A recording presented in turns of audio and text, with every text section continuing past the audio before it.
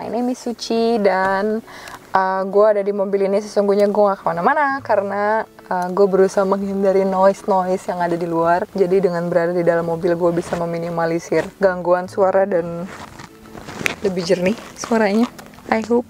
Gak kemana-mana anyway karena sekarang lagi masa quarantine. Jadi di video kali ini gue bakal ngejawab pertanyaan yang udah ditanyain sama teman-teman di Q&A yang gue kasih di IG story dan gue jawabnya di vlog. Dari pertanyaan yang pertama, Maya Sari 31, kakak lanjut S2 di usia berapa? Terus ketika kakak daftar beasiswa apa aja kendalanya? Jadi gue daftar S2 itu gue lanjut di S2 itu ketika gue umur 25 tahun.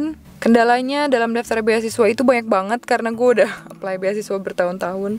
Jadi kendalanya ditolak, administrasi, PK, pengalaman kerja, bahasa Inggris, semuanya. Rosalia Francisca, di saat pandemi gini, menurut kakak pembukaan beasiswa negara manapun bakal tetap ada atau enggak? Sejauh ini sih gue gak pernah denger ada beasiswa yang ditiadakan. Tapi emang ada satu beasiswa itu Australia, dia Australian Award Scholarship. Tadinya deadline-nya dari April, dipindah jadi ke Juni. Dicek aja website-nya beasiswa masing-masing. Kebanyakan sih gak kenapa-napa ya. Biasanya cuma ditunda deadline-nya. Gimana kakak ngejalan pekerjaan proses ngejar beasiswa setelah S1? Jadi setelah lulus S1 gue langsung kerja. Terus pas kerja itu gue fokus kerja sampai udah lewat tahun kedua. Dan udah lewat 2 tahun itu baru gue mulai semua persiapannya beasiswa. Kayak dari pagi sampai sore gue kerja fokus. Pulang kerja gue langsung nyicil IELTS, bikin motivational letter, ngumpulin administratif. Atau kadang cuti juga sih buat ngumpulin administratifnya. Yulianti Kurnia, rencana honeymoon gimana kak? Bubar dong gara-gara corona. Bubar honeymoon, jadi kita sekarang masih berjauh-jauhan menunggu corona usai. Setelah itu baru akan rencana buat honeymoon. Belum tahu sih. Sekarang sih kayak pengennya ketemu dulu aja lah, baru habis itu mikirin honeymoon. Anissa Ape, waktu dulu belajar bahasa Inggrisnya dari mana aja mbak? Dari basic banget sampai expert. Jadi gue dari kecil suka dengerin lagu-lagu bahasa Inggris. Itu dulu masih zamannya Backstreet Boys, Britney Spears, terus mulai My Chemical Romance, Evanescence, Westlife. Dari dengerin lagu dan nonton film sih yang paling banyak. Cuma kalau formalnya pernah ikut kelas IF 1 kali doang, 1 bulan. Terus gak lanjut lagi karena mahal. Terus ikut kelas IELTS preparation selama 1 minggu. MHRRDFF, beasiswa bachelor ada kak? Ada, banyak, di berbagai macam negara. Di Swedia sih belum ada, tapi itu di Turki, Jepang, di Australia setauku ada. Dicek negaranya masing-masing. @Fog, persiapan untuk ngejar beasiswanya berapa lama? Kak, mencakup semuanya. Intensifnya gue mulai dari 2015 akhir sampai akhirnya keterima di 2017 pertengahan. Jadi total 2 tahun buat bener-bener persiapan semuanya sampai dapat beasiswa. Ridas Jurnal, kapan aktif ngeblog lagi kak?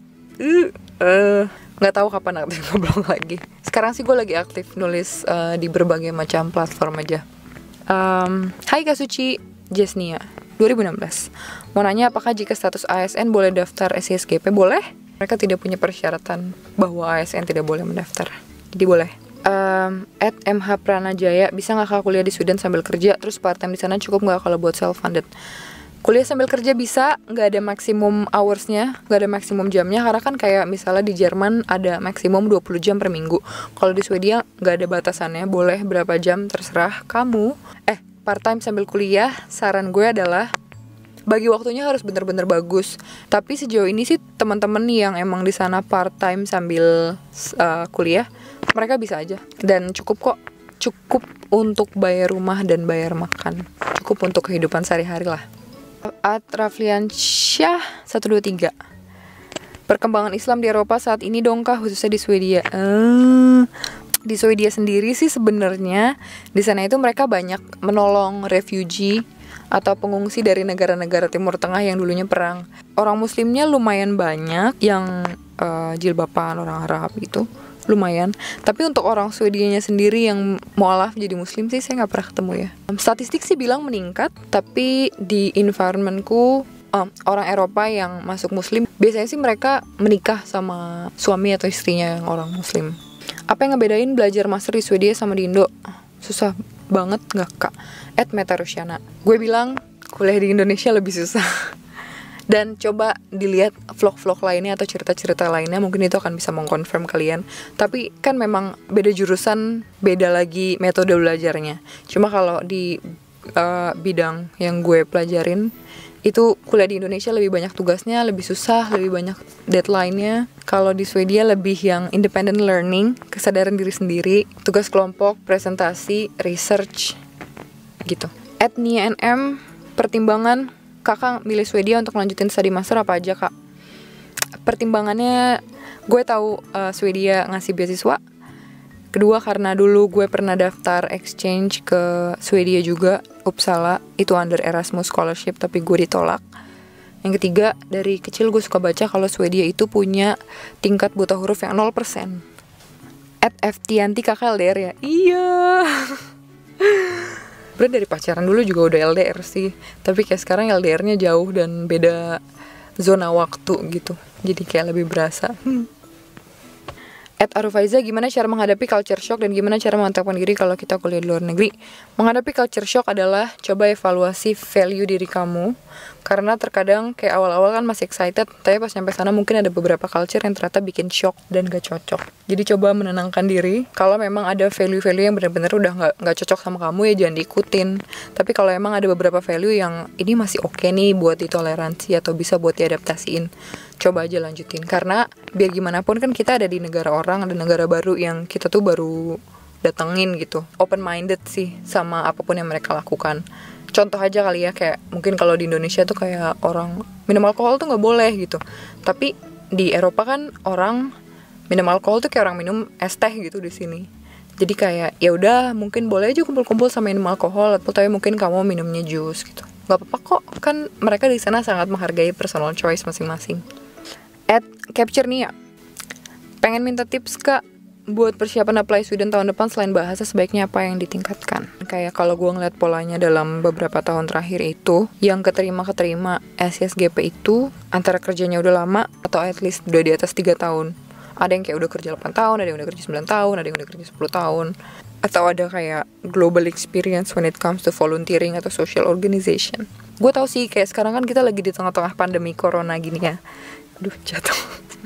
Lagi di tengah-tengah pandemi corona kayak gini, jadi kayak susah emang buat bener-bener meet in person gitu, buat volunteering atau exchange ke negara mana. Tapi bisa aja kayak coba ikut organisasi internasional by being a member, aktif di organisasi tersebut secara virtual kah, secara online, bisa dipersiapkan mungkin dalam 1 tahun ke depan. Semangat. Terakhir, 5 tips survive di luar negeri khususnya di Eropa. 1, aktifin Facebook, karena orang-orang Eropa itu menggunakan Facebook dan Facebook Messenger. Terus 2, masak, karena di sana mahal beli makanan di luar, jadi harus bisa hemat dari beli-beli ingredients. Terus yang ketiga adalah beli jaketnya di sana aja, jangan beli jaket di Indonesia, karena jaket di Indonesia tidak cocok dengan cuaca sesungguhnya di Eropa. Keempat, vitamin D ya. Vitamin D tuh vitamin D dan makan ikan ya. Karena dulu tuh gue ngerasa bahwa kalau lagi winter tuh itu gelap banget, dan itu ada hormon yang bikin gue kayak depressed and sad. Jadi vitamin D itu ternyata membantu untuk memulihkan hormon-hormon yang bikin kita happy. Dan katanya vitamin D itu juga ada banyak di ikan. Jadi banyak-banyak makan ikan. Terus yang terakhir, temukan lingkaran pertemanan yang bakal support diri kalian ketika ups and downs. Karena pada akhirnya lingkaran pertemanan itulah yang bakal jadi support system atau keluarga baru selama kita lagi ada di tanah rantau. Oke, I'm done. Semoga gue sudah menjawab pertanyaannya dengan clear, dan semoga voice ini jelas. Dan tetap semangat di tengah-tengah pandemi corona yang sedang menjalankan ibadah Ramadan. Selamat berpuasa. See you on the next video, and don't forget to like and subscribe here. Bye.